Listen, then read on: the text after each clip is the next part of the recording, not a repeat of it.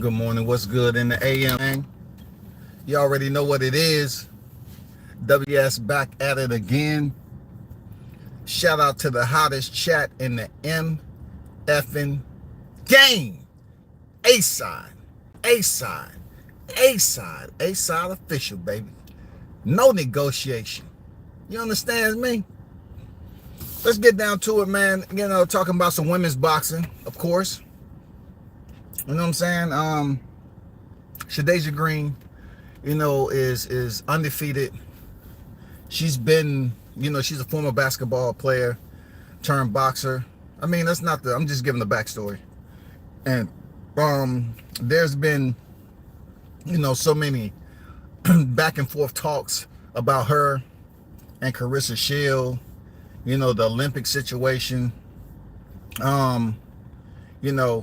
Shadasia's been building herself up while Clarissa has pretty much taken off into the stratosphere and made history, wrote chapters.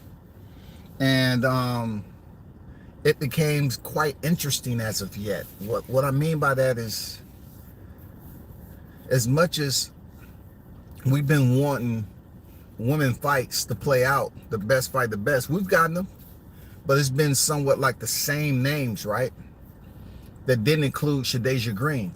And shout out to Shadasia. She's finally getting her shot. She's going in there against Franchon Crees-Dezurn. Now, the dilemma I have with this is, shout out to NYT, the first in the building. What's good with the NYT? Salute to you, brother. The concern I have is Savannah Marshall just defeated Crees-Dezurn pretty good. You know what I'm saying? No ifs, ands, or buts about it. Defeated her really good. Had a very competitive, dominant fight. Now, Savannah Marshall has been put on recess. I have spoken about this so many times when Manny Pacquiao was on recess. You know what I'm saying? I can't bring Keith Thurman in there because Keith Thurman actually had an injury, which is one of the rules for being on recess. You have an injury, they can put the champion in recess. Devin Haney, he had an injury. He was put in recess, right? So, Savannah Marshall supposedly has an injury. And, she just picked up the undisputed titles to that effect or something like that. She goes off in the PFL with Clarissa Shields. I'm not knocking it. Think or stink, what's good? I'm not knocking them going over trying to cross thread. It's not the first time it happened. You know what I'm saying? Amanda Serrano did it, Heather Hardy, many others. Holly Holmes. There's been plenty of them. But that just goes to show you the length that the women have to take to pretty much make a check. And it's wild because Amanda Serrano, her next fight, they supposed to be trying to, do 3 rounds. 3-minute rounds, 12 rounds, 3-minute rounds, which has never been done in the women's division, in women's boxing rather, not the women's division, women's boxing. So if you take that and you say it's going to be a landmark, it's going to be historic, and then you take the upside to that, and then you look over here and you shake your head with what's going on with Savannah Marshall, who just came off a big win, and she's fighting Shadasia Green. It's a plus for Shadasia Green, cool, but they put her on recess. My thing is, how you gonna be on recess and you over there training for a PFL contract? You just was signed with PFL. So that kind of eliminates you from following within the guidelines of being on recess as a champion. She goes over there to PFL, and supposedly her and Clarissa Shields is trying to draft up a clash in the future. And I look at that like, okay, you all are actually trying, you putting forth effort. Okay, I get it. But for Mauricio Suleiman or whatever the case may be, to be putting a champion in recess that's not in recess. If you're hurt in boxing, but yet you're going over to mixed martial arts with 4-ounce gloves, just to then meet a contract obligation and get yourself ready for a fight outside of boxing, which both of those are full contact sports, both of them. And she's gonna have to do a lot more over there in the full contact sport, mixed martial arts. The 8 limbs of combat sports, man. She's gonna have to do a lot more. And you know, they just have her, pretty much what's gonna happen. They're gonna have Crees-Dezurn, winner of that, Savannah Marshall, will sooner or later come back and fight the winner. But that just goes to show you about boxing. It doesn't, it breaks the rules so many times. I just don't know why, you know, content creators get so mad, you know, at the way boxing is, because they continue to show you in your face they'll do what they want to do. The reason why I say they is because there's no one person in charge of boxing. It's multiple entities that have decision-making authority in boxing. Mauricio Suleiman is one of those. You know what I'm saying? Mauricio Suleiman is one of those figureheads that's a made man. He went after his father. You know, he followed his father's footsteps, and how he can just manipulate whatever he chooses in this. You know what I'm saying? Like, dude, how can you just blatantly say Savannah Marshall is a champion in recess and she don't even meet any other requirements to be on recess? And then not only that, she is blatantly going over to another combat sport, which tells you that she's not injured. Another combat sport that requires much more physical contact than boxing. You're using legs, foots, knees, elbows, hands. You're using all that. But yet boxing, she's a champion in recess. It's bogus. It's absolutely bogus, man. I'm not gonna lie to you. I understand her and Shields is trying to do something different.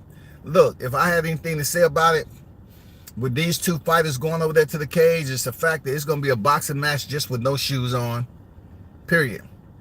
They're going to go in there and clinch each other like they do in boxing and try to make it seem like it's a mixed martial art. Unless one of them show me something different that's going to shock me, unless Carissa's been, you know, with that mat time, getting a ground game together, all it is going to be a boxing match inside the cage. You know, all it is going to be them going off the names from boxing, transferring over to mixed martial arts. That's it.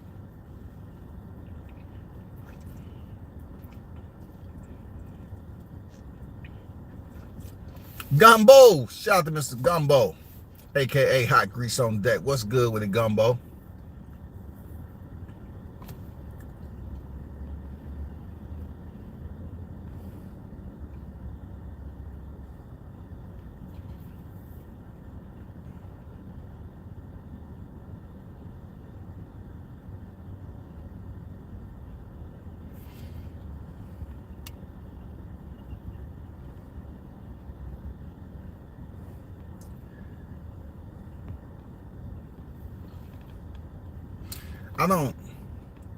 Shout out to Carlos Rosado. What's good? Yes, sir. David says salute. Hottest chat in the MFing game. Salute to you, brother. Yeah, but this stuff is going on with the WBC once again.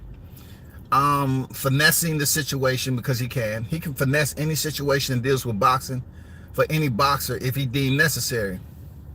It's good that he was able to basically finesse and say we're looking out for Jamal Charlo and his situation. Content creators, this is what I be trying to lead up to. The amount of effort y'all put into these other situations, y'all have to totally understand that boxing will always, those entities that's in here making these decisions, the shot callers, shakers and movers, They will always make the outside uncomfortable based off what they do. They're not for us, man. They're not for the consumers. They do what the hell they want to do. That's why I can't understand why y'all put so much focus into one thing. Like, just think about this. If they're doing this with Savannah Marshall putting on recesses, they did it before with Manny Pacquiao, right?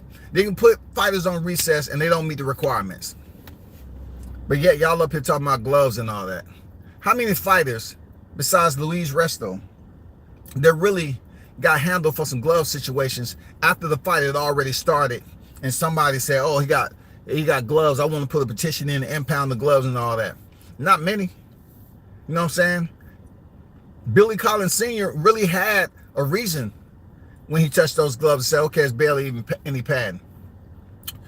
You know, for these idiots to compare that, it just goes to show you that there's never going to be any growth over here in the media, because Mauricio Sulaiman shows you all the time, I can do what I want. Just like every time Canelo comes up for a fight, now he's basically making the Pueblo, or whatever the name is. He's making another belt, y'all. It ain't nothing y'all can do about it. Look, he's making another belt as if Canelo's about to win again. You know, he's made Canelo Alvarez some of the most beautiful WBC belts you can imagine. Canelo is his guy. You know what I'm saying? Canelo's his guy, y'all. He makes Canelo's these special belts. He love it. And he's going in, he's making his belt with the understanding that Canelo's gonna win. If Charlo win, cool. He gets a beautiful WBC belt outside of that damn freedom belt that they gave them when both of them was on the freaking card together, as the headliners or whatever. Two black hands holding each other. You can make it, my brother. You can make it. Please don't let my hand go. Come on, pull me up. You know what I'm saying? That shit didn't hit well. He didn't hit. I ain't never seen him make Canelo a belt with two Mexican hands pulling each other up. You know what I'm saying? I've never seen that shit in my life. But that Mauricio Sulaiman came up there and made the freedom belt, y'all. I guess the black fighters need to be freed. And I guess he's atoning for that. You know what I'm saying? Mauricio Sulaiman is atoning for that now, because he's helping out Jamal Charlo, and he's making another belt for male Charlo, who's put in the place of Mar Charlo. That is him subliminally apologizing to the Charlo twins for any disrespect that they believe he may have caused upon them by making a slave belt. You know what I'm saying? Who would do that? That shit don't make no sense. Shit make no sense at all. But at the end of the day, you know, shout out to Shadasia Green. She's undefeated. It's long overdue with her because she's continuing to get older. She has the opportunity to go ahead and get her first championship. Two sisters. I'm closer to knowing Crees-Dezurn rather than Shadasia Green, even though I interviewed Shadasia Green when she was just getting started in professional career. You can look it up in the catalog. I interviewed her. You know, she started to grow. I tried to, you know, get in contact with her again, but I guess her PR people was like, no, you know, just talk. You know what I'm saying? Now that she's over there with Jake Paul and them, now just talk to this person, that person. No, just don't give out any interviews. So a lot of people looking at it like she's going to go in there and beat Crees-Dezurn and she's going to become champion for the first time. Then, after the Carissa Shields and Savannah Marshall, the winner of that is going to return back and fight for the belts. I'm talking about once Savannah Marshall, you know what I'm saying? Once Savannah Marshall finishes, she's going to fight the winner because she's a champion in recess. Either way it goes, man, I don't know how to take it with the PFL entertaining the women fighters. They're trying to do something new. They got the budget. I'm not totally against what they're doing. I'm not. But if that MMA fight is just two women going in there throwing fisticuffs with no freaking technique, no implementation of mixed martial arts technique, that means at least the basic kicks, at least some basic strikes other than fist. You know, elbows can be thrown, you know, level changing, attempt to, you know, for takedowns in the clinch, or even if you're in the clinch, demonstrate some of the tools that you're taught while you are on the inside. Knees to thighs, dirty boxing, you know what I'm saying? Position shifts. I mean, show them that you're working instead of just standing in the middle of the cage making a boxing match. Don't nobody want to see that shit.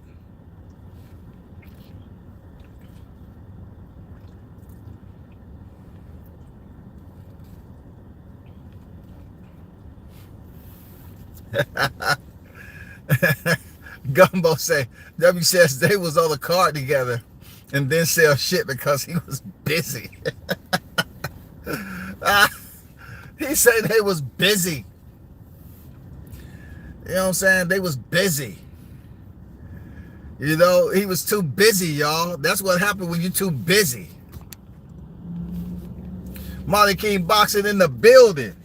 What's good with it, Ryan? What's going on, WCS in the chat? What's up with you? Arnold Brown on deck. Good morning, WCS. Shout out to the chat. Shout out to you. I don't know if y'all know this or not, right?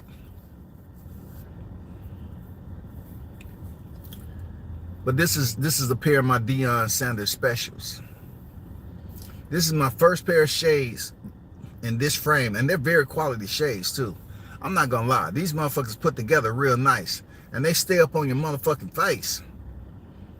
I'm not gonna lie, they, you know, I had some people ask me where I get them from already. Like, I got them from Blenders, man. They're not that expensive either. You know, they're not that expensive, but I just thought I'd support Deion since I did see him a lot when he was down here in the ATL, and he is a legend. And pretty much, you know, he said they was trying to beat him and not his team. But his Hall of Fame jacket ain't going nowhere. But man, it's wild. I peeped those Blenders. Yeah, I got the Blenders on, man. I actually got two pair. You know what I'm saying? Not the same shade, but I actually got two pair. I like these. They pretty decent. But best wishes to Shadasia Green and Franchon Dezurn, Crees-Dezurn. Going in here, fight for this title. Dezurn has already been world champion before multiple times, and Shadasia is fighting for her first one. Unfortunately, she's in a situation where they basically allowed Savannah Marshall to go over to the PFL, the Professional Fight League, and put her in champion recess when she don't meet any of the guidelines. And shout out to UGC Flame. You know, he did a live on this. I thought it was very pertinent, conducive information. I don't have no problem giving Cat shout out because I watch all this shit. But shout out to UGC Flame, man, who did a live on this, and I said that's a good topic. Even though I read on it before, I wasn't planning on doing a live on it, but I said no, let me do a live on it. You know what I'm saying? He was making some good points. But at the end of the day, we as content creators need to understand there's people out there that laugh at us for really getting so drawn in, stress-wise. You know what I'm saying? Our temperament. We get so drawn in to these small little specks of boxing, and we don't have no influence to change it. If people just understand how much we are drawn in to little specks that cause us to just lose, you know what I'm saying? Some of y'all lose your mind. Just mad about something that you can't change. You can't change it. It's people out there that can make changes in the sport of boxing, internal to the system. We're not one of them. All we can do is influence a reaction. You know what I'm saying? That's it. If it really was a YTBC as a community, a boxing community, and everybody's on the same sheet, then maybe. Because there will be organization, but it's no organization. It's everybody's in their own lane because they feel like if they lose 1 or 2 or 3 or 5 views, they're like, oh my God, I need to do something different. I need to go up here and do a 2 or 3 other live streams. Like doing this for YouTube is genius, man. Because you have so many people that say, okay, I can make money. And some have made pretty decent money. They take 30 off the top. And then when it comes to the sport of boxing, the things that I see play out over here, the soap operas, I don't see mixed martial arts. I don't see it in mixed martial arts, man. I don't know why boxing fans get so angry over specks of disagreement. Little specks. It's not even that big. It's just little specks all over the place. And people get mad, angry, upset. And you have people like Mauricio Suleiman continuing to tell you in your face, there's nothing you can do about it. I do what the hell I want, when I want, how I want. You can't do anything about it. It don't matter what you say. Just like Steven Espinosa, he comes on here all the time and say, y'all shouldn't believe everything you hear on social media. A lot of it's not true. Well, guess what? What you see up here in this YTC about boxing content, stuff that's not true. You have people saying, okay, I need to take desperate measures and put lies out there for people to come into my channel. And I'm saying to myself, yeah, we do live in an era where, you know, there's blind individuals. They see that shit is fucked up, but they're blind to accepting it as false information. They're blind. They just want to, they just want you to come up with a fictional tale or a story, something that's a lie, to be, you know, disingenuous. And if you continue to come around, you're going to start just saying, okay, I know they lying, but at least I can pretend that it's true. You know what I'm saying? That's pretty much what we have going on here. If you can pretend that it has any type of merit, any type of validity in your own mind, then you'll come back for seconds and thirds. We got people worrying about Crawford fighting his mandatory, when Mauricio Suleiman is blatantly sit up here and coddle Maul Charlo, who hasn't fought in 2+ years, put Savannah Marshall in recess and she don't meet the requirements to be in recess. You know what I'm saying? Continue to just do what he want to do. And look, that's what the WBA, they do what they want to do too. The strictest one is the IBF, bro. The IBF, man, when it comes to freaking mandatories, you know, they real strict on it. But when it comes to the WBC, they do what they want, how they want. And us as content creators really can't do anything about it. I'm just being honest. We can't do anything about it. That's why people don't take it serious. You know, boxing, not all of them, but the segues in boxing, the outlets are some of the worst in media reporting. Some of the worst, y'all.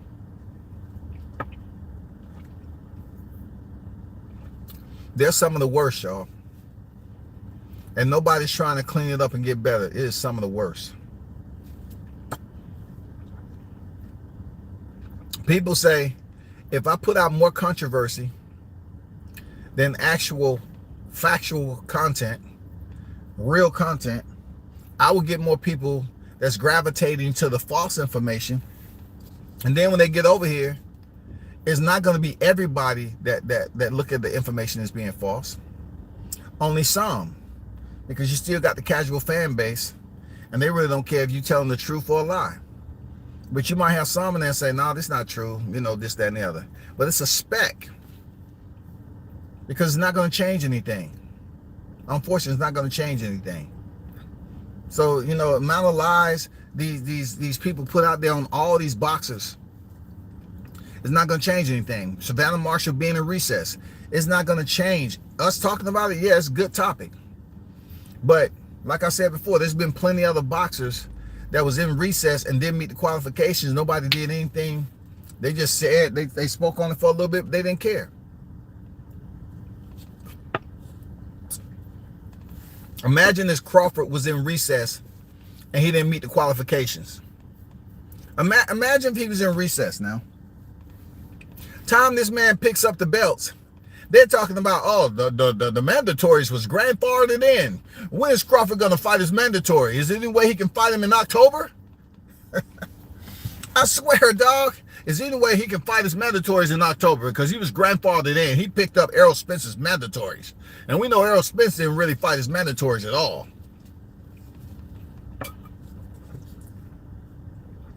That's crazy to think about. You know what I'm saying? Because they want to hold certain standards of the boxers, but it ain't no rules, man. The rules only for certain people. Seriously, the rules are only for certain people, man.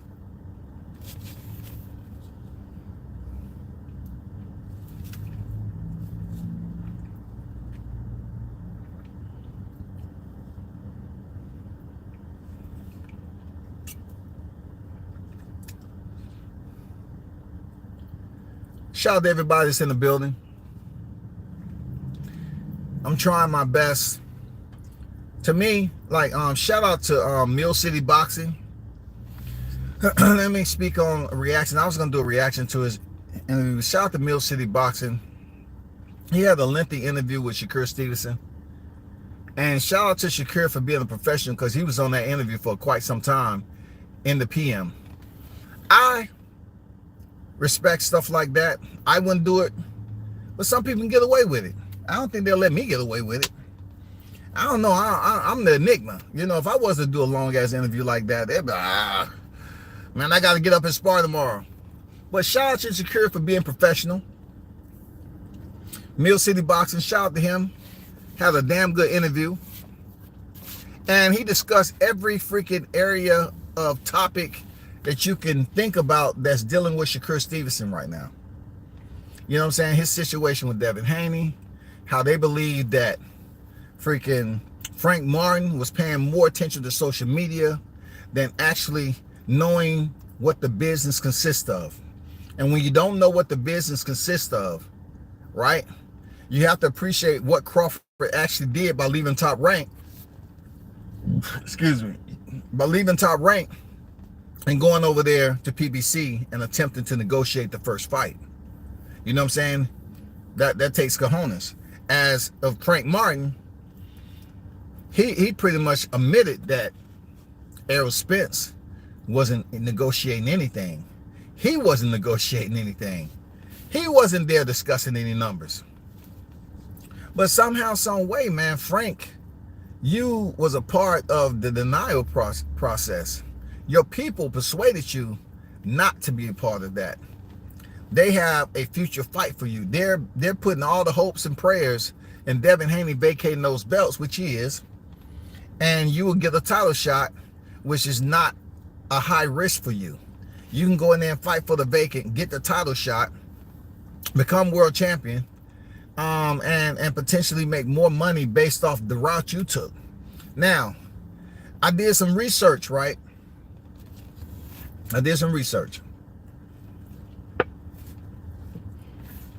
And I was trying to put some dots together to see if Frank's team pretty much had a good intention or an objective to this, right? Something that's productive to him turning down the money with Crees-Dezurn, even though it was going to be much higher than anything he made, the highest paycheck he ever gotten, right? So I thought about something. I said, Maybe he's just taking a different route to get to the pot of gold. All right? Like Teofimo Lopez did when he was in the WBC in a tournament that never took place because it crumbled, and Teo went a different route through the IBF. He didn't fight for the championship in the WBC, and for good reason, because Lomachenko ended up becoming and petitioning for the franchise belt. So Teo went the IBF route and fought Nakatani for a title eliminator, right? And he still made it to the pot of gold. Is Frank Martin doing that? Is Frank Martin going to take a different route and fight for a title first, or fight for a title eliminator when these belts come up? Because sooner or later, Haney's going to have to come off these belts this year. You know what I'm saying? He's got to come off the belts, man. If he's not going to fight at 35 anymore, he's got to come off the belts. He's not going to fight Gervonta Davis at 35. He's going to have to come off the belts. So, I was saying, well, if by chance he's trying to take another route to get to the pot of gold, I can respect it. That's the only way I can go with it. If indeed he's trying to take a different route to get to the pot of gold, which is the championship strap, with a lower risk, and they know that he's going to be able to go in there and win, I give him a little bit more respect, and his people say, okay, it is 3 other belts out there besides the WBC. And if you go out there and try to fight for this WBC vacant, you're going in there against Shakur Stevenson, goddammit. And Shakur, you know, him and Mill City Boxing, you know, Coach was on there and they was talking in depth, and Shakur made it a point to say it was, I mentioned this on my live stream, it was 50% without saying 50%. So therefore, if it was 3 mil, and he was already getting the meal, and he wanted that with the Band-Aid on the cheek, he wanted it's all right. That little Shakur said it was 50%. That means he wanted another 500. And you know, anybody can say it. They would have just gave me that little Man, come on, bro. That right there proves to me that you wasn't being genuine, Frank, because I know you're not that dumb to think that if you dichotomize a percentage of a purse of Shakur Stevenson and you cut it in half, and you are trying to get half of his purse that you believe he's getting, you know what I'm saying? And that's why Shakur said last night again that he wanted 50%. That little he was talking about, yeah, he wanted 500K. he wanted 500K, which would have been 50%, half of 3 or whatever. So I believe Shakur when he was talking about that. You know, I believe it. But you know, I actually thought about this when it came out to the public. I said, damn, the insults that he was levying against Frank Martin, like he's the biggest bitch and all that. I was like, damn, that's venom. And then I thought about the venom that he was spitting at Devin Haney, talking about, when I see you, I'm gonna slap you. I felt that the venom that he had against Devin Haney was much more than Frank Martin. I felt like all Frank Martin was doing is negotiating. Frank Martin didn't disrespect freaking Shakur like that. That was my only part sitting back processing this. I was like, well, all he did was, you know, he was messing with the money or whatever. I can see how that can have somebody that's mad at you, but yet and still, the conversation between Shakur and Devin Haney was about money. It was about money. You know what I'm saying? That shit was about money too. They tried to offer him 25%. So, therefore, you know, it was a lot of toxicity and venom spewed there, to the point where Shakur said, if I see you, I'm going to slap you. So I'm up here balancing out. Yeah, girl. I'm up there balancing out the angles for which he chose to spit that venom. Who was worse, Devin Haney or Frank Martin? Both of them damn near level. But I'm looking at it like, if Frank Martin agreed to something, and Shakur is believing that he's in fight camp, he's about to fight this guy, it's going to be a pretty much a quality fight. I think the criticism was warranted with Frank Martin. If he agreed to the money and then backed out. If he agreed to the money and then backed out, then, you know, I say, okay, the shit was warranted. The shit was warranted, man. That's all I can say. Like, I can see where he went at two different fighters, Devin Haney and Frank Martin, but he gave Frank Martin damn the equal venom he gave Haney. But the bitch part of it, the bitch. He said he's the biggest bitch in boxing. I mean, when somebody said, man, I can't fuck with that man. He's a bitch, man. He's out there. I ain't fucking with him ever. And that's gonna be around Frank for quite some time, shawty. I ain't gonna lie. It's gonna be around you for quite some time. Now, Edwin De Los Santos, they trying to say that Shakur Stevens already had a fight lined up. Okay, it's always a fight lined up. That's what matchmakers do. Y'all need to go to fights, man. That's what matchmakers do. And they know a negotiation going on, then they'll call up another fight in the weight class. Hey, what's your weight looking like right now? Stand by. We might be able to get you a fight. Against who? Shakur Stevenson. We don't know. We waiting on Frank Martin. We want to see what his process is, you know, what he's talking about. Okay, cool. I'm in the gym. I'll be ready. That doesn't mean that De Los Santos got an 8-week camp. You know what I'm saying? It all depends. How much weight he got to cut and all that shit. But anyway, Mill City Boxing, you know, just asking about the Devin Haney situation. He felt that Frank Martin was paying too much attention to social media. That's what fucked him up with negotiation. And then, you know, of recent, he signed down the Man Down Promotions, which didn't do any negotiation.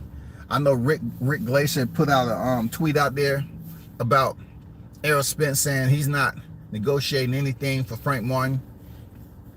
So I just wondered why Frank Martin even signed the Man Down Promotions.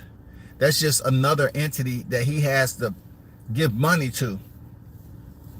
You know what I'm saying? That's just another entity he has to give money to, which don't make any sense to me at all. It makes no sense.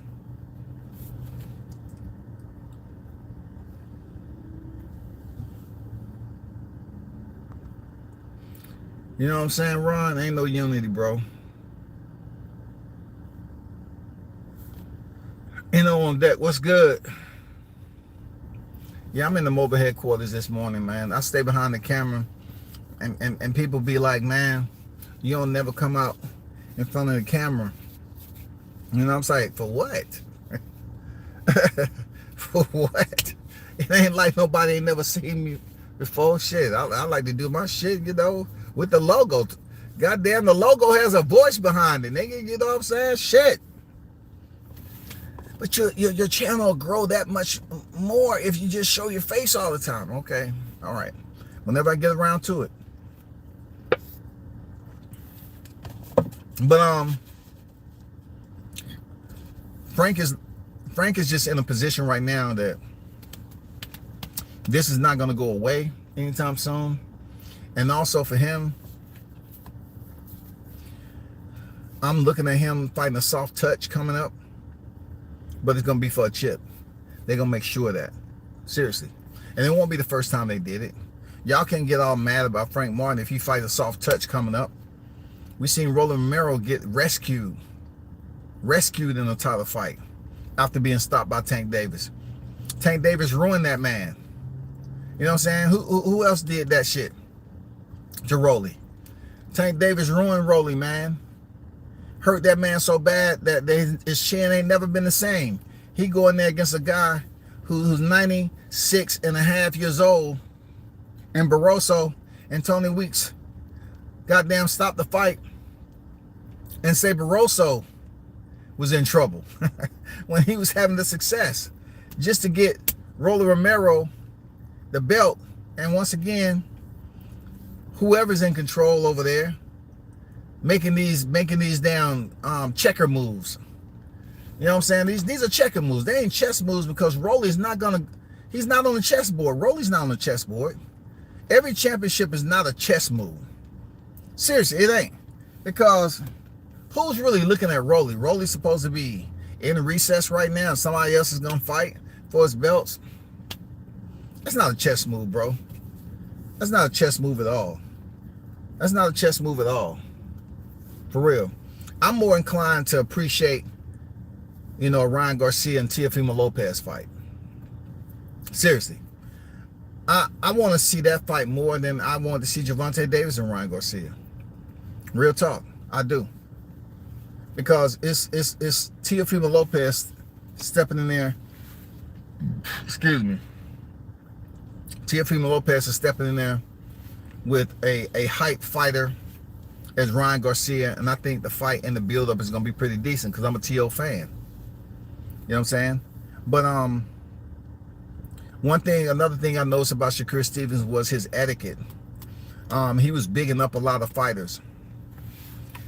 Everybody knows Shakur Stevens can be about that smoke.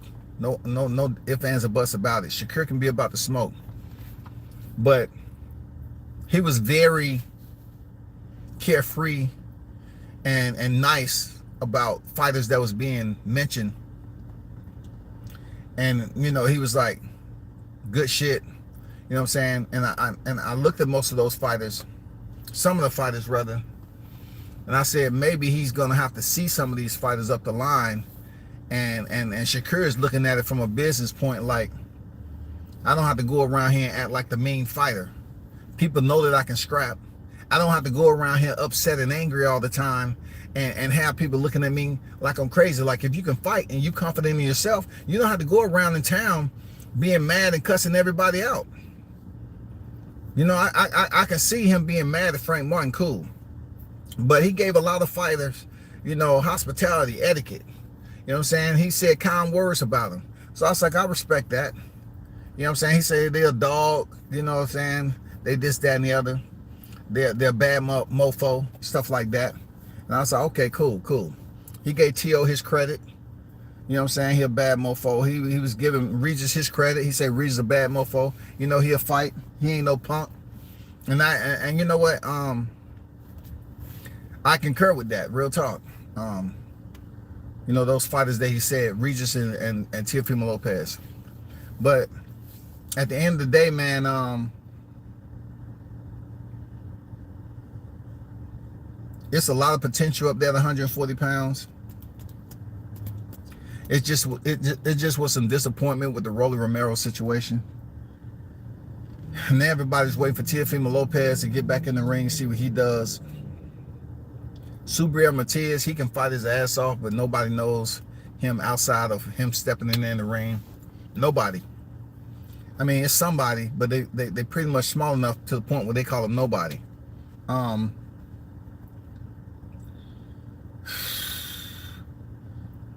We still waiting for the announcement, you know, for the fight. Then next week we have Jermell Charlo and Canelo Alvarez. I did a live on that yesterday. And I don't know why people want to be petty, you know, and dictate what I want to say.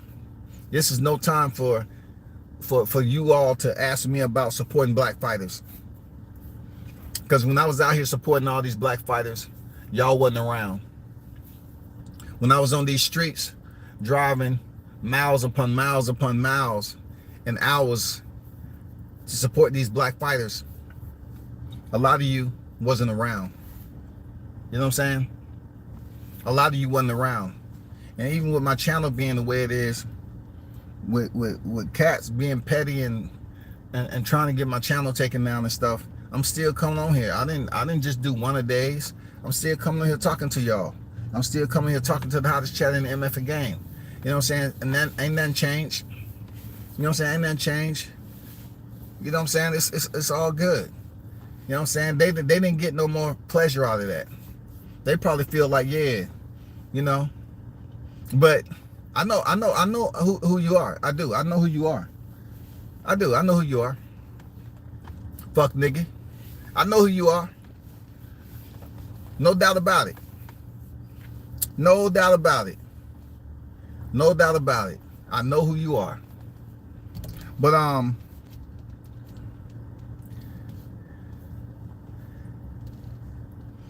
don't know why it comes down to a point where just because I'm black, when we have a black fighter, you know, fighting a Mexican fighter, all of a sudden the black people are supposed to unite behind their people regardless, by all means necessary.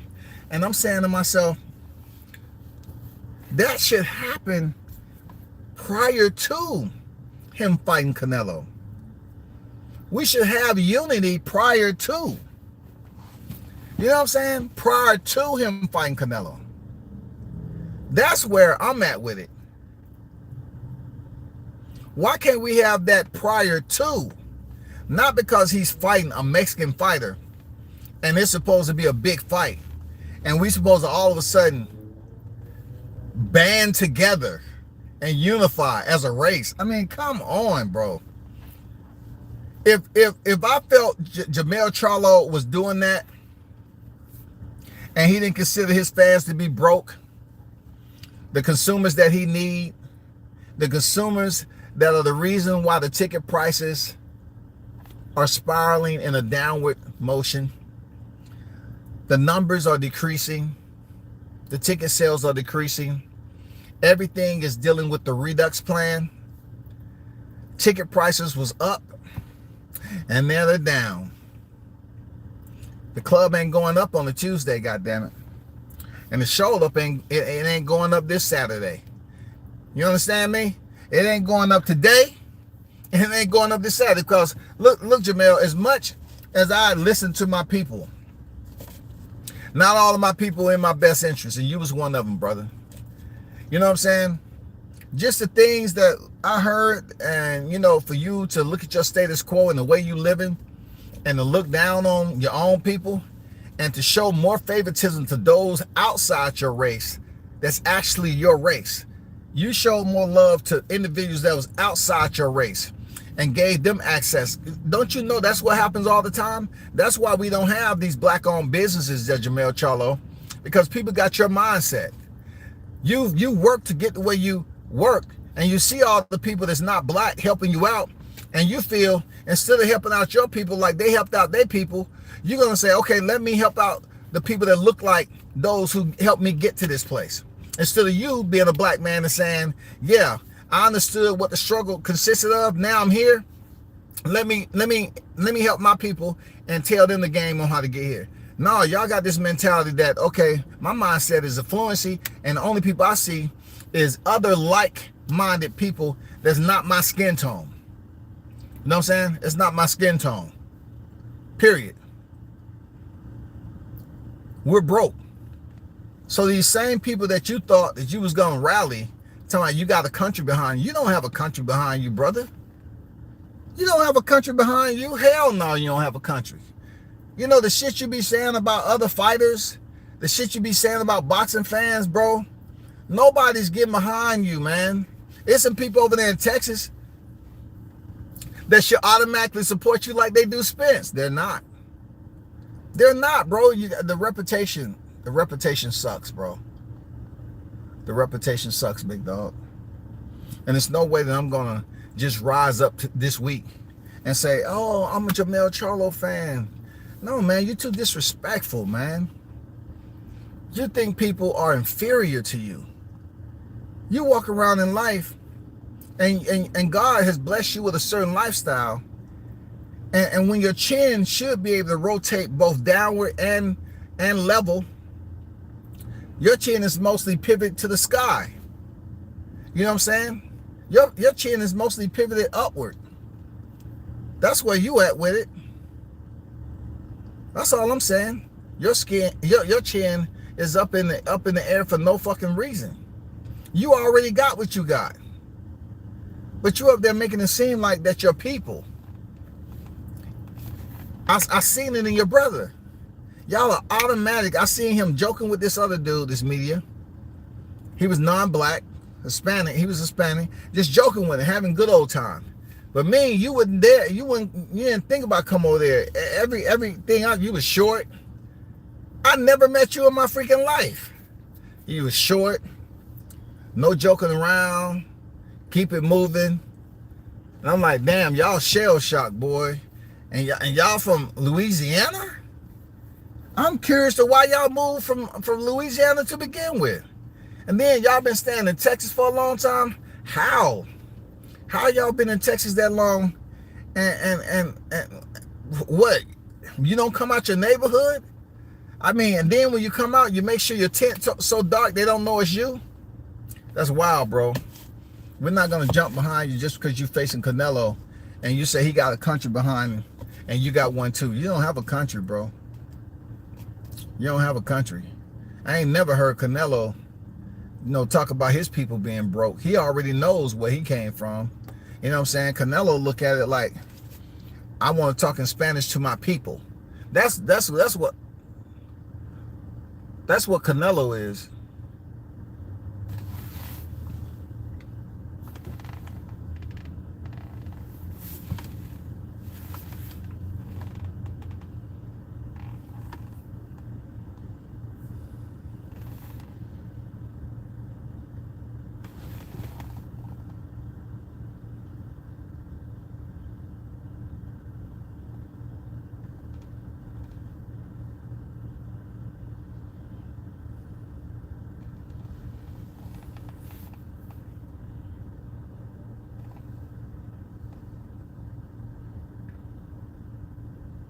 Hey, I'm in the A. There's always some shit going on. Hey, when they see a car running, I don't want to get nobody hurt. They see a car running and they can't see who inside. These motherfuckers be trying to goddamn peep your shit out, man. But anyway, I don't want nobody to get hurt. These lap riders, man, they crucial.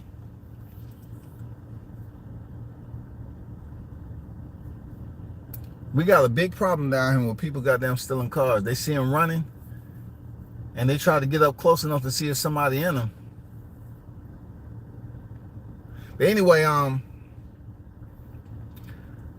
when it comes down to Charlo, I just can't do it, big dog. Canelo always said, let me speak Espanol to my people. My people. I want to speak to my Mexican people. There's no options. Canelo speaks to his people. You ever heard Charlo say, you see, when Deontay Wilder said it, it was a problem. People want to look at him. This is his own people now.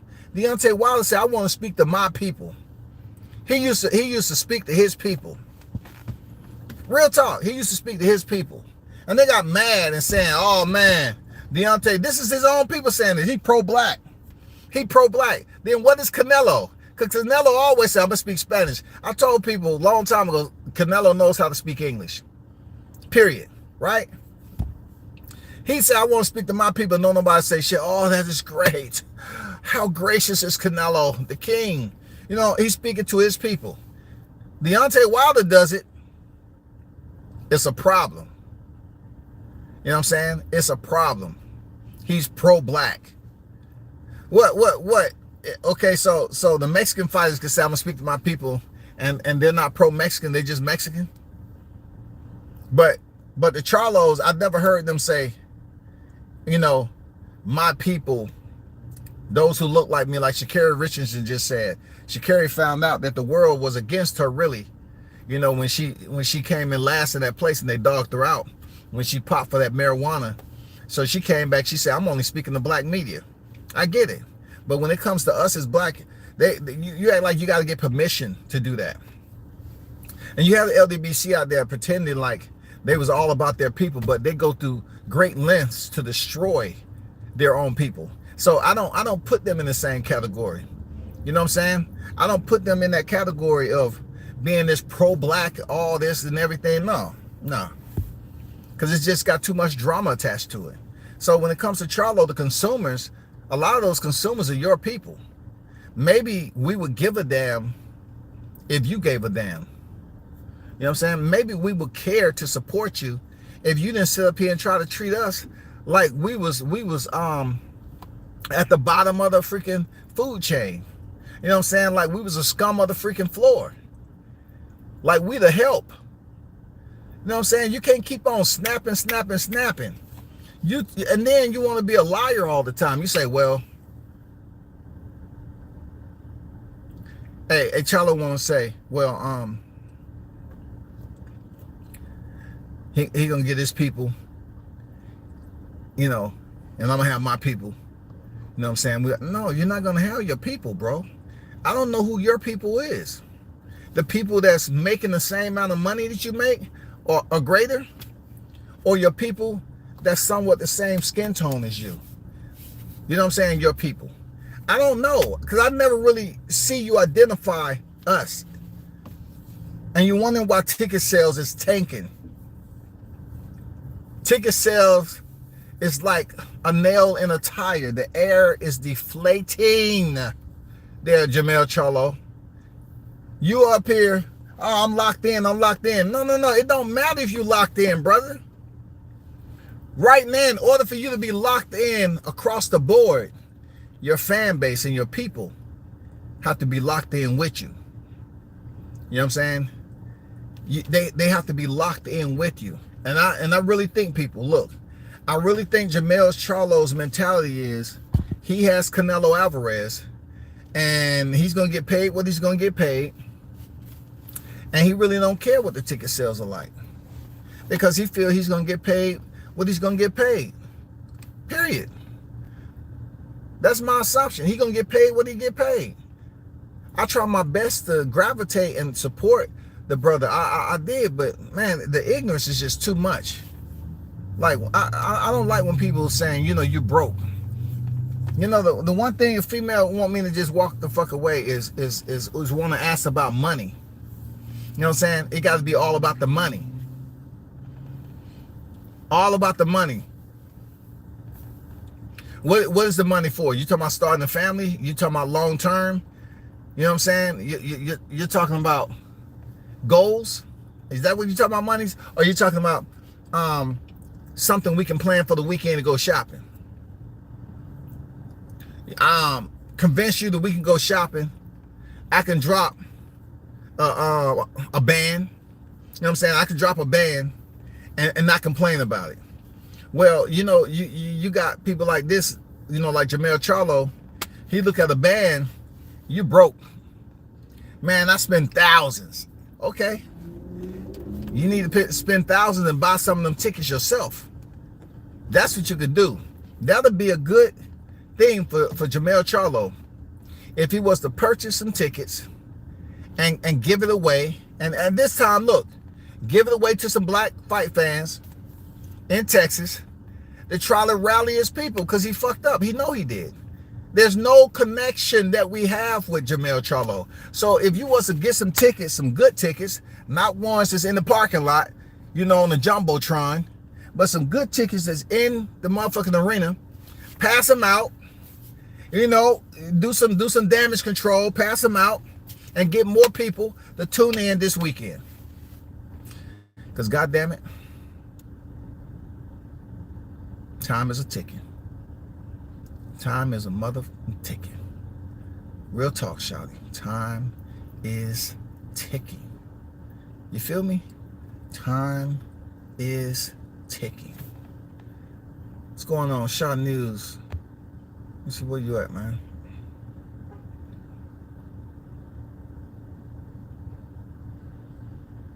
Mr. Pass on deck. What's good with it, bro?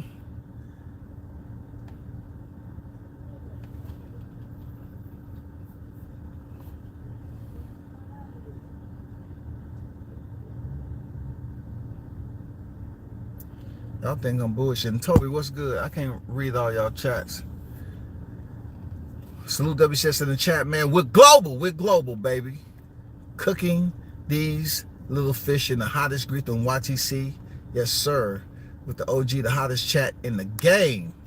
Yes, sir. Shout out to UGC Flame, man. I quoted you earlier, man. Good live on Shadasia Green and the WBC. You know what I'm saying? I was listening to that joint. I said, that's a damn good topic. You feel me? That was a damn good topic, brother. You know what I'm saying? Keep on with the fire content. Shout out to Shaw News, the Sauce Experience, A.K.A. Showtime Shaw. Man, shout out to you, man. You out there cooking too, man. You know what I'm saying? Continue to goddamn bless the airwaves, man, with that media Febreze. The same people harassing you about supporting black fighters are the same ones shitting on Bud. Two words there. You know, how does that work exactly? How does that work? Like, how do we supposed to bond? You know what I'm saying? How are we supposed to bond? Because black people get sensitive with their own kind. Like, a white person can take their money and they look at it like, well, that happened in business. They'll come up with excuses. Well, you know, to be honest, things like that happen in business. But let a black man, let a black woman, well, I'm not going to say black woman because there's got a lot of beta niggas out there now. So they look at a black woman and say, oh, I understand. She really didn't quite have experience in this type of field. So she losing money. All she can do is bat her eyes and she's good to go. Queen. No. We good, queen. We good, queen. Hey, mistakes happen, queen. Let a black man lose your money and you knew there was risk. Come on now. Come on, man. What Boosie say, man? Come on, man. Look, a black man lose your money. He's rounding up goddamn 10 to 15 other niggas to come over there, man. Man, you got my 300, bro. You got my $300, man. Man, but I've gave you more than 300 and then never asked you. That ain't the problem, man. You goddamn supposed to give my money 300, man. 300, bro. I don't care what you did for me earlier. It's the principle of it all. That's my people, bro. Real talk, that's my people.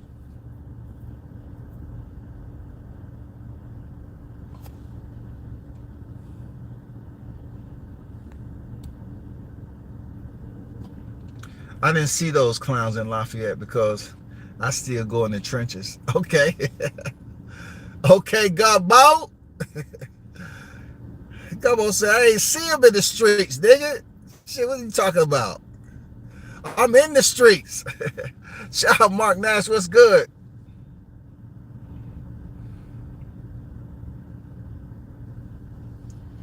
What's going on, Luke? What's good?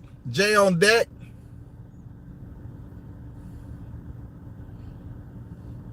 Hey, Luke, if you knew, I know you knew. Because one thing I know who's in my chat. I know who the regulars are. That I know. I know the regulars. Yeah, I mean, y'all know how to say you knew. Every person that I know that's fresh to the chat, I know. Shout out to y'all that's coming over here. Hopefully you subscribe to the channel. And you know, I'm the type of person, I see certain people in the chat, right? Sometimes I do go take a look at the subscribers. Because it just lets me know if they're new to the chat and they didn't subscribe to the channel, they were just over here just watching and being nosy. What benefit is it? You know what I'm saying? But anyway, staying on topic, I just look at, you know, Jamel Charlo's situation. You're not going to be able to corral us like we freaking livestock. You know what I'm saying? Like we slaves and you've been in the back of the goddamn plantation telling on us. And you know, they've been feeding you a little bit extra on your plate. No, we're not like that. You can't just come up with a big fight all of a sudden after you've been dogging out people. You've been dogging out Bud. Not only that, you don't care about social media. They say you don't know what we're talking about. You only cater to the ES News and people like that. Fight hype. You know what I'm saying? All these non-black media segues. There's no way seeing black media get exclusives to your residence. You know what I'm saying? Because you might think that we're trying to plot on you and try to come back over there when he don't have a fight just to swim in the pool. Man, you can't really get no blacks no exclusives over here. They ain't used to all this material, these expensive cars and living the way I'm living. They ain't like that. Yeah, come try to steal your shit, dog. You know what I'm saying? I'm like, damn. I tried, man. You know, I tried. I tried to figure out the puzzle, bro. When Jamal Charlo said, you probably one of those, I said, this is the problem with the Charlos. They don't get it. Nigga, you never met me. He said, you probably one of those. I said, I didn't write shit, nigga. I'll tell you if I'm right here. I'm trying to explain to you. I said, hey, it always seemed to me y'all was unapproachable by the way y'all act. You probably one of those guys that wrote that shit. See, this is what I'm talking about. And look, his wife was right beside me to my left. She was waiting to see if I brought up the situation in Vegas. Listen to me, I can't make this shit up. I had a Hispanic media guy, one other media guy. Shout out to him. Cool dude. And it was me. Shout out to Roy Jones Jr. I appreciate you, brother. You know what I'm saying? I appreciate you. Friend of mine. Appreciate you, champ. When I told him because I just wanted to get an idea of, you know, hey, you still got some years left in boxing. I want to see who you are. Now I get to meet one half of the Charlos. I seen what played out in the media. I saw the Robert Newman do an interview with you and how Charlo was just talking so calm, right? But I have peeped him out when he's with black media. So me, I'm looking at it like, hey, you know, it's always been, you know, an issue like y'all been unapproachable in the media and stuff like that. And when he said what he said, like, you know, his girl was right there. I'm like, why? Why my side though? Why my side? Why my side? Caleb was the one.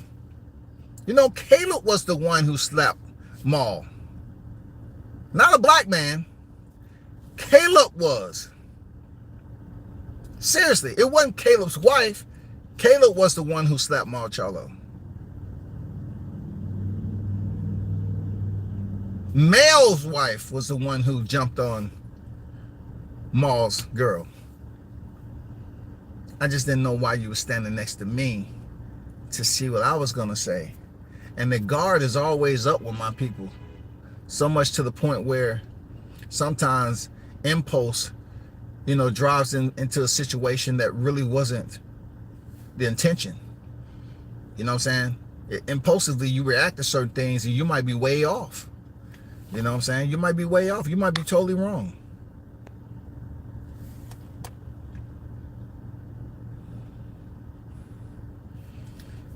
For real. Hey, Mark. Mel Charlo said, man, we can't bring black media over here because when I'm out of camp and they give me a send-off to Vegas, these niggas gonna be trying to come back over here and swim in my pool. They can put it on social media. You know what I'm saying? These niggas be over here having a goddamn party in my crib, dog. You know what I'm saying? That's what he think of us, man. You can't bring no niggas over here and do an interview. Hey, think or stink. You know what I'm saying? I'm new. So is a lot of other people. They just showed up to the live. They knew today too. One thing I took from my grandmother was to think before you say something. And that's what the Charlo brothers didn't learn. Hey, look, I get it. I get it. People have different stories to their journeys in life and how they got to where they are. But you also, more times than, I mean, I'm talking about all too often, you have individuals who understand what the struggle was for them, but yet the only people that they take it out on is the black people that didn't give them an opportunity. So it's almost like a cycle that continues to reciprocate itself. You had certain black people that didn't do for you to get you where you needed to be. So just so happened you got somebody that was black that assisted you, and you feel like that progress was productive. So you take that productivity and you continue to grow off of it. And when it comes time for you to raise one of your people and you lend them the hand, you reach, you know what I'm saying? It's a moment for you to lend them the hand, and you take that hand and move it over here and say, no, let me bring you remind me of the people that helped me out. It wasn't you. It wasn't the people that look like me. It was more the people that don't look like me. So let me raise you up and bring you up here and show love back to the ones that don't look like me. You know what I'm saying? Because the black didn't get me nowhere. You know, I'm like, my people, we hold grudges a lot. A black person didn't get me to where I'm at today. A black person wasn't proof. No. They didn't help me out with that. Not a black person. No. No. It was a non-black. And I'm grateful to this day. I'm grateful to this day. For real. They got me to where I need to be. I'm grateful. I am humble. You know what I'm saying? Thank God. You know what I'm saying? They're always pointing. Thank God. You know what I'm saying? I mean, why sit up here and be mad at Andrade for so long based off one negotiation? You're mad at that man forever. Both Charlos, bro. They mad at that black man forever. Forever, dog. And then Caleb Plant goes on and come to find out Caleb Plant has slapped Marjalo twice. He said that was the second time. He said the first time he did it, people felt like, okay, let me start recording now because something else might pop off. So he went over there and slapped him a second time. He said that on $1 million worth of game. He said he slapped Marjalo twice. He slapped Marjalo twice in one day, bro. He slapped Marjalo twice. Twice. Because Marjalo, he say he's hot and cold. I experienced that. I appreciate Caleb for saying that. Caleb said Marjalo is hot and cold. I experienced that. That's what I was talking about, the hot and cold. And he say, he said, Marjalo was like, hey man, why you don't fuck with me, man? Why you don't fuck with me? Why you don't fuck with me? And all that shit. He said, man, I just keep my distance because one day you hot, one day you cold. You know what I'm saying? And then all of a sudden, Marjalo started going in to my, you want to fight? You want to fight? He said, yeah, I wouldn't mind fighting you. You know what I'm saying? We can fight. We can do it. You know what I'm saying? Then he starts telling me, oh man, I'll fuck you up, this, that. You know how the shit goes. He said, okay, here we go again. You know, you hot and you cold. I thought we was, you know, having a decent conversation.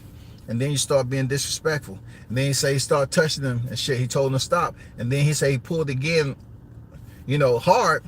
And, you know, his wife behind him. He got his peers. Boom, Marjalo gets slapped. That was off camera. And then, so, you know, I guess they was jawing back and forth and people started recording. And then that's when he slapped him the second time. You know what I'm saying? I mean, come on, bro. Come on, bro. Look, check this out. Imagine if a black man did that shit. Look, imagine if a black man did that.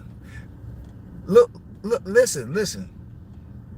Imagine how many of his security would have jumped on a black fighter or black anything if it would have been back there. Come on, man. That shit would have been wild, dog.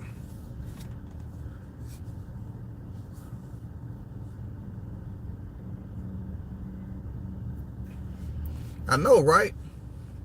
Do you think Jamel is still mad that fans turned on him for his Deontay Wilder take? Listen, Mark. I put it out on live stream. I have that tweet waiting. Believe me, I have that tweet waiting. I have that tweet waiting for Jermell Charlo. I have it. I have it. You better win, Jamel. You better win, goddammit. You better win. Because I remember when you put that tweet out, I have it, bro. I have the original tweet. Skills pay the bills. You better motherfucking win, dog. It's just too much that compiles itself negatively when it comes to Jermell Charlo supporting and taking shots at black fighters. Like Chris Colbert found out the hard way. You know, he was up here talking that shit. I ain't saying just talking shit about Deontay, but he was just talking reckless about black people. Just talking reckless. Just talking reckless, bro. And then he got them end up being handled twice.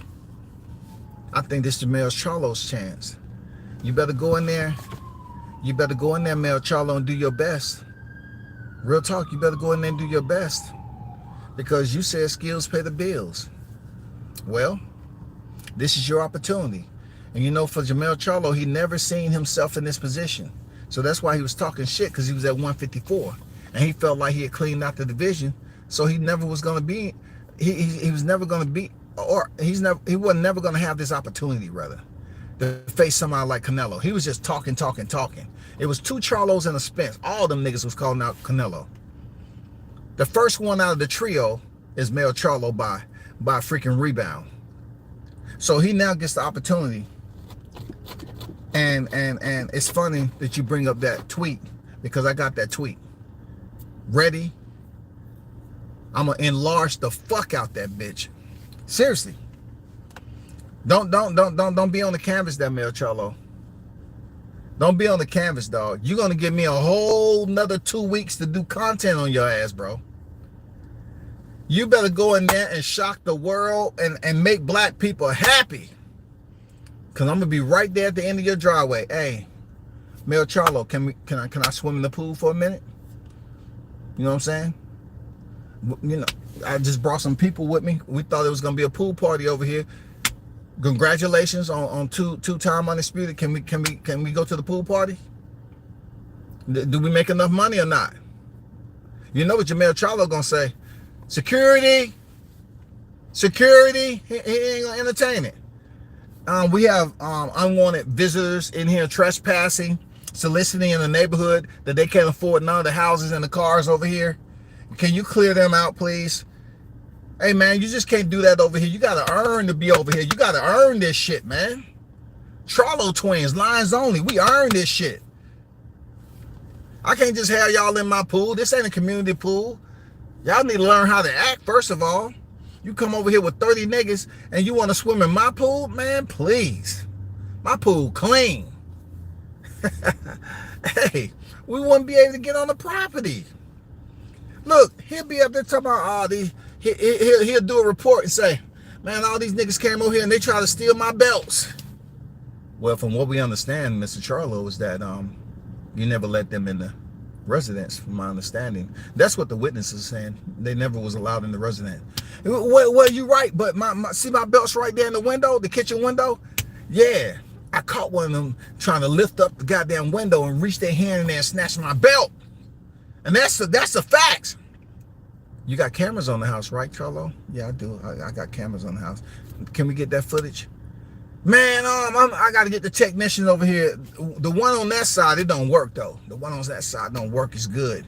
It's not 4K. You know what I'm saying? I got to get one with 4K. I'm trying to upgrade that shit today.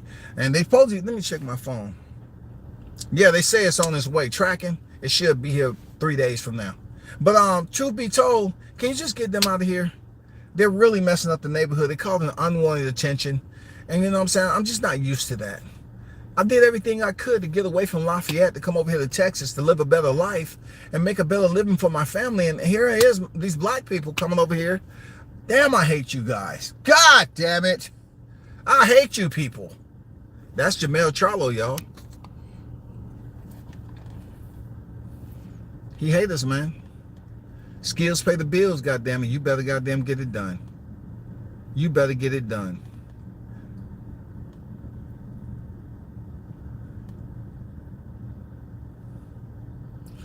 I don't have time to babysit nobody that's trolling in the chat.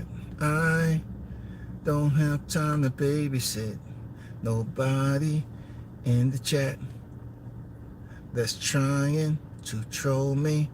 I don't have no time to babysit no one in the chat.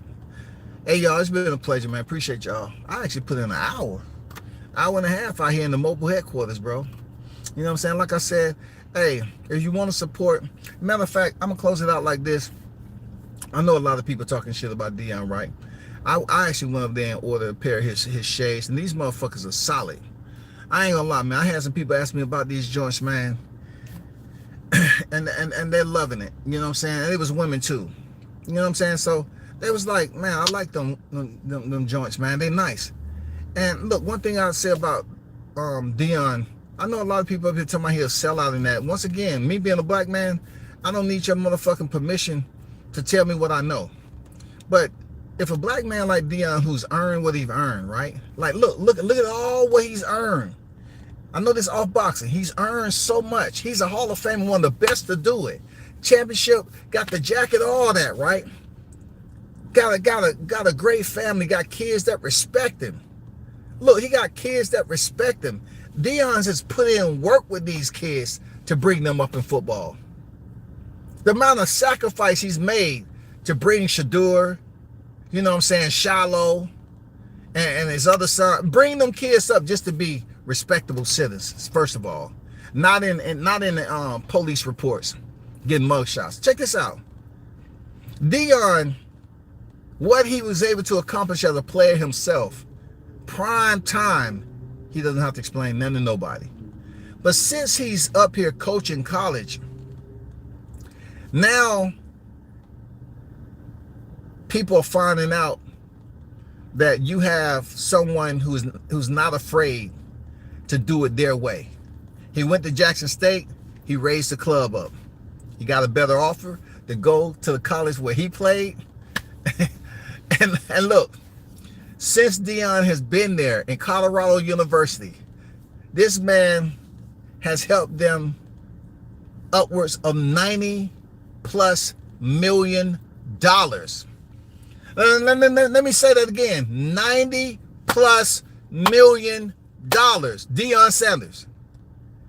People are talking about his blowout loss to Oregon. Oregon was supposed to come in there and do that. But like Deion said, what? They're trying to beat me. Supposedly, you know, coaches was out there giving the Oregon coach plays and help him to beat Deion. No one never said he had a team that was unbeatable. Travis Hunter was just eliminated. You know what I'm saying? He's on the injured. You know what I'm saying? He has a lacerated lung. He has a lacerated lung, dirty hit.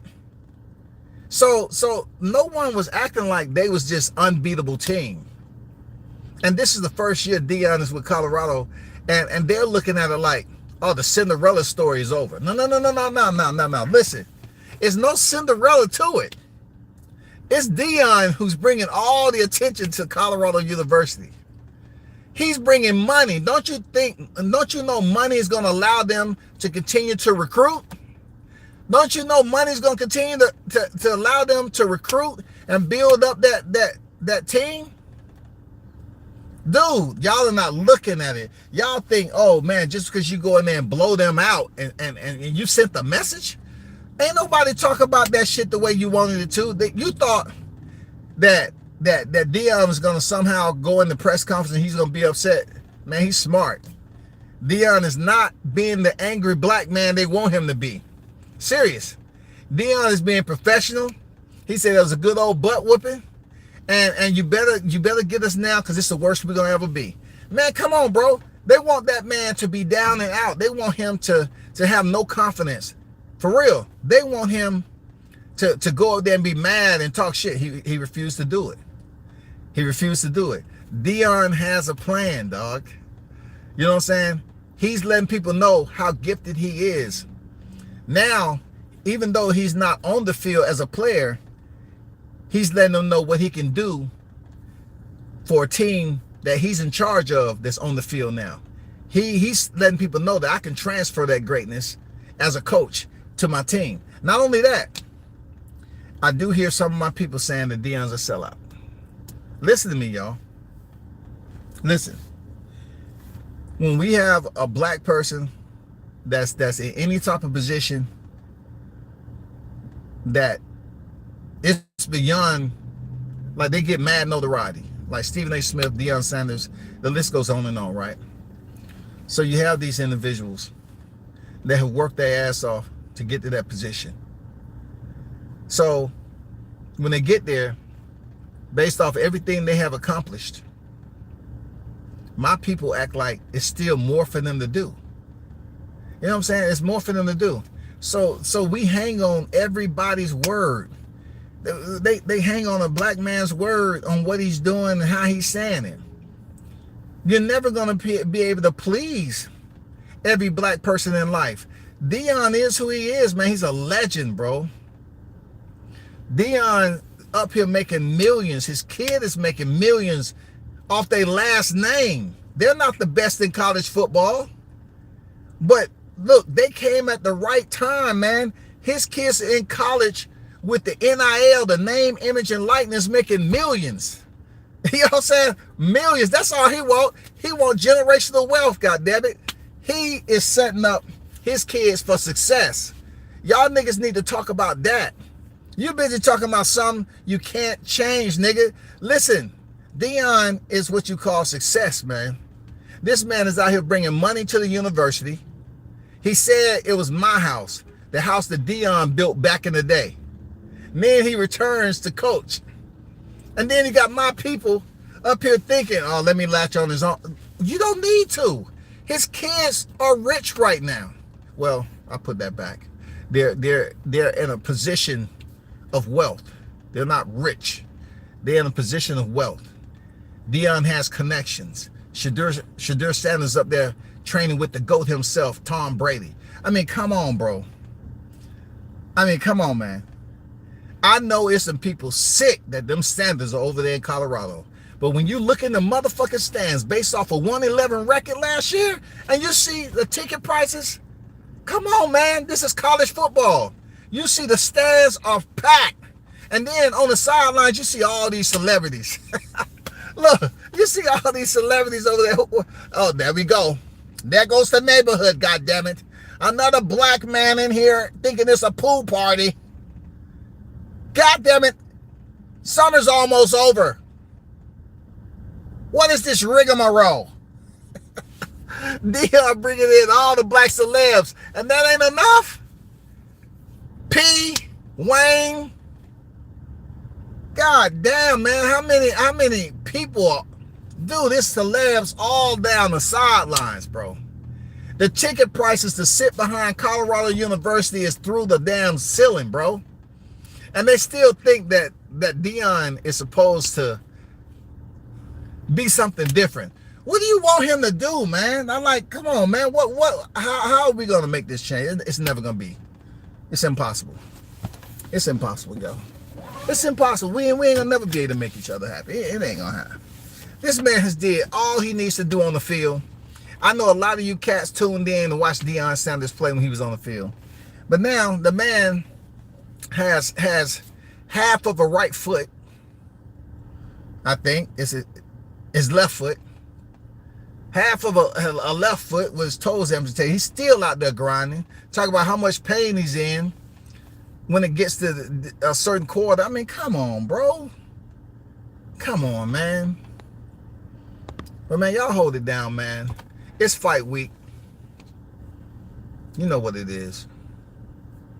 It's fight week, man. Shout out to Team Tucker, man, in the building. It's Hall of Fame week over there in New York. I really wanted to go to the Hall of Fame week in New York this weekend. I had to catch it next time, man. Shout out to Big Bunsen Boxing in the building, bro.